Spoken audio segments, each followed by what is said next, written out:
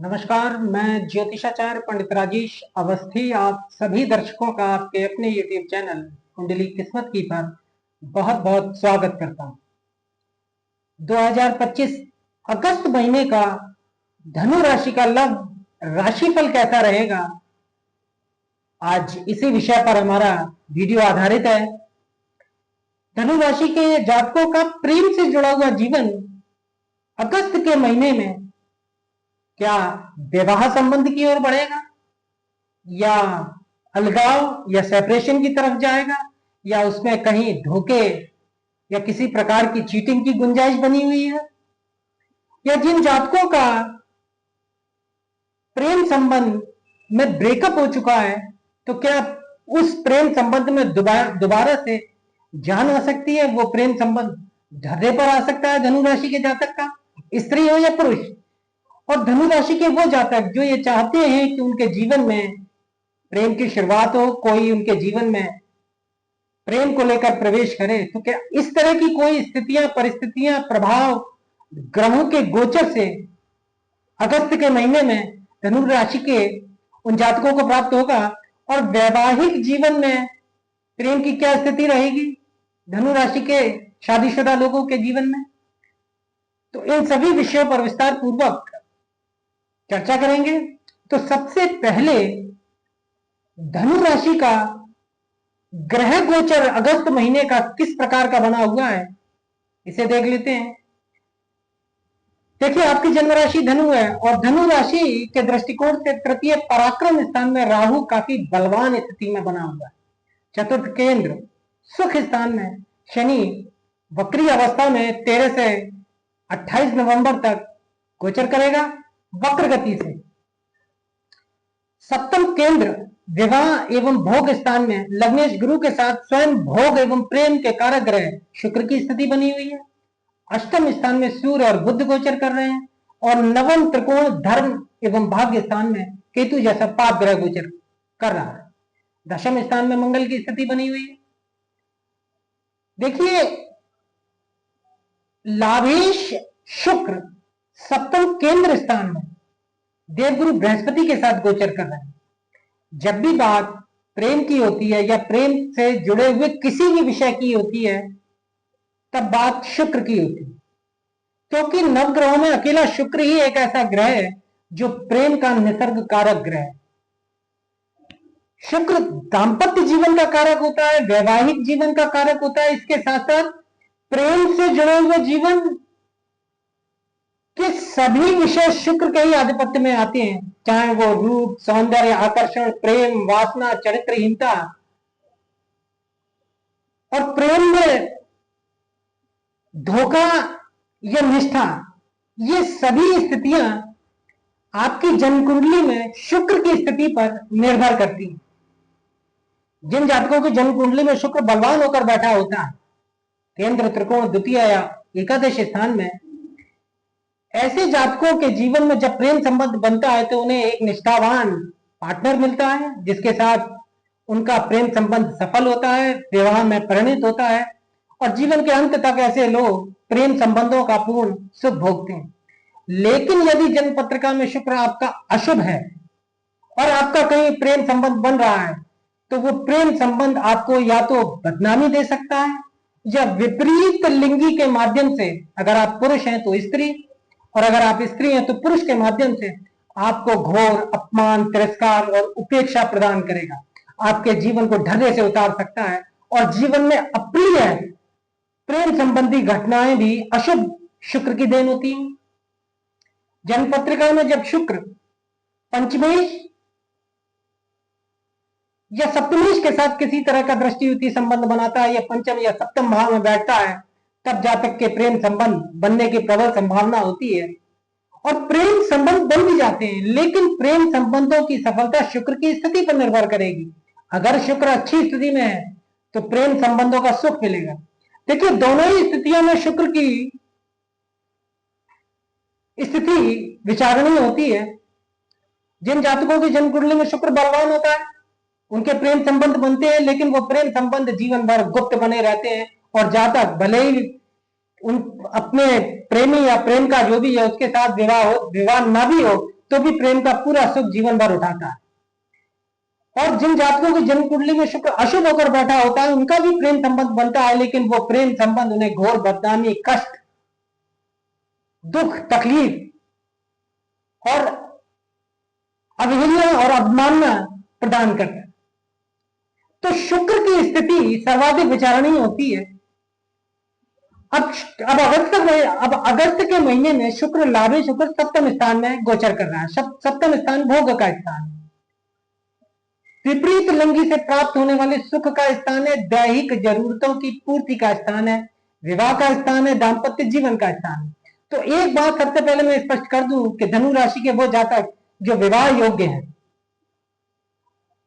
और अविवाहित हैं, तो उनका विवाह का प्रस्ताव आ सकता है, विवाह की चर्चा हो सकती है, सगाई संबंध हो सकता है, इस तरह की स्थितियां बन सकती है, क्योंकि सप्तम स्थान में सप्तम भाव के कारक ग्रह शुक्र के साथ गुरु की स्थिति बनी हुई है।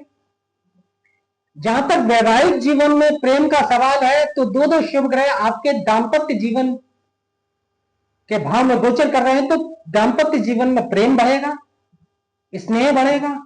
और चूंकि शुक्र भोग का कारक ग्रह और भोग स्थान में गोचर कर रहा है 20 अगस्त तक, तो दाम्पत्य जीवन और वैवाहिक जीवन में जातक अपनी दैहिक जरूरतों की तृप्ति भी पाएगा, सुख भी मिलेगा, अपने पार्टनर से वासनात्मक इच्छाएं पूरी करेगा।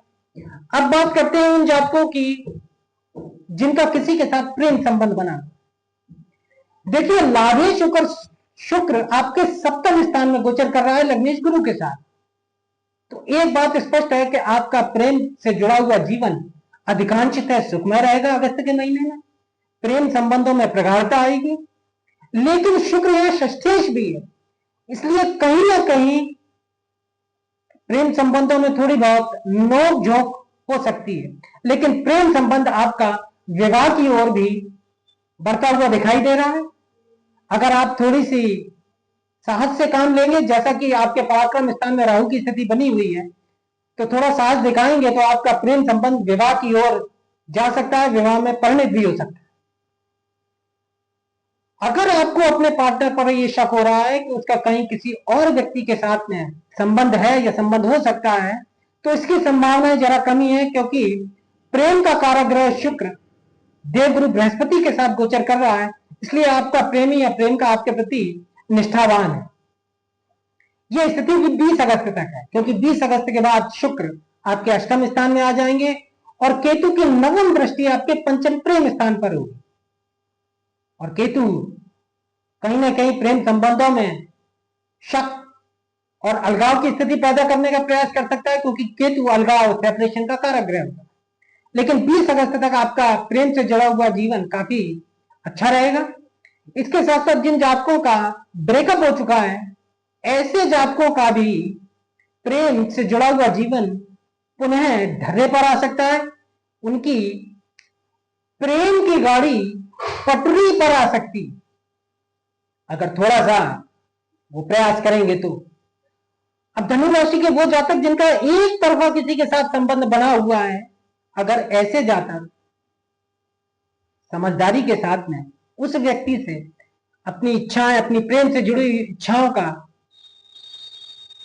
प्रकटीकरण करते हैं, इजहार करते हैं, तो ग्रह गोचर उनका निश्चित रूप से साथ देने के लिए प्रबल रूप से बना हुआ है कि सामने वाले से उन्हें उनकी प्रेम की स्वीकारोक्ति मिल जाए, प्रेम का जीवन उनसे उनका प्रारंभ हो जाए। अब ऐसे जातक जिनका कहीं किसी के साथ भी प्रेम संबंध नहीं है, ऐसे जातकों के जीवन में प्रेम संबंध की शुरुआत हो सकती है, क्योंकि शुक्र प्रेम का ग्रह होकर आपके सप्तम भोग स्थान में गोचर कर रहा है, तो आपके प्रति कोई ना कोई आकर्षण अनुभव कर सकता है, आपका प्रेम का जीवन प्रारंभ हो सकता है, प्रेम संबंधों की शुरुआत हो सकती है। अब ऐसे जातक जिनका प्रेम से जुड़ा हुआ जीवन या दाम्पत्य जीवन बेहद दुखदायी बना हुआ है, ना तो वो प्रेम संबंधों से अलग हो पा रहे हैं, ना प्रेम संबंधों में रह पा रहे हैं, और यही स्थिति धनु राशि के जातकों के वैवाहिक जीवन की है, तो ऐसे जातकों को चाहिए कि उन्हें अपने शुक्र को बलवान करना होगा। अब शुक्र को बलवान करने के लिए सबसे पहले शुक्र के जो बीज मंत्र है उसकी एक माला प्रतिदिन जाप करनी चाहिए। देखिए, शुक्र ही प्रेम का कारक ग्रह है।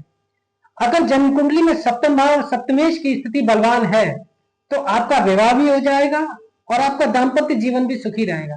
लेकिन दाम्पत्य जीवन में प्रेम तभी आपको मिलेगा जब आपकी जन्म पत्रिका में शुक्र की स्थिति मजबूत रहेगी।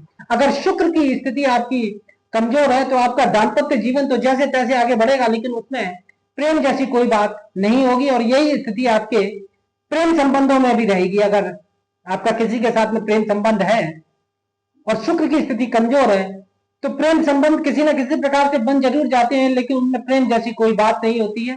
लोग केवल खाना पूर्ति के लिए उन संबंधों को बढ़ाते रहते हैं। अब शुक्र का आशीर्वाद मिले तब प्रेम संबंधों में प्रेम की शुरुआत हो, चाहे वैवाहिक जीवन हो या प्रेम संबंध हो। तो इसके लिए आपको ओम द्राम द्रीम द्रोम ता शुक्राय नमः एक माला शुक्र के इस बीज मंत्र की रोज जाप करना चाहिए। इसके साथ साथ शुक्र का गायत्री मंत्र ओम रघुवंश जाताय विद्महे श्वेतवाहनाय कवि धीमहि तन्नो प्रचोदयात्, इस मंत्र का एक माला प्रतिदिन जाप करें। इसके साथ साथ आपको अगर अपने वैवाहिक जीवन में अगर बहुत कलेश की स्थिति बनी हुई है, वैवाहिक जीवन आपका तलाक की दिशा में जा रहा है या तलाक हो सकता है, या आप चाहते हैं कि वैवाहिक जीवन में पुनः ढर्रे पर आ जाए या आपका वैवाहिक जीवन तलाक में न जाए या सेपरेशन अलगाव में न जाए, तो आपको चाहिए कि चावल, घी, चीनी, इत्र, सफेद कपड़ा और सफेद मिठाई का दान किसी गरीब जरूरतमंद को शुक्रवार के दिन करना चाहिए। इसके साथ साथ किसी गरीब कन्या या गरीब महिला की सहायता कर सकते हैं।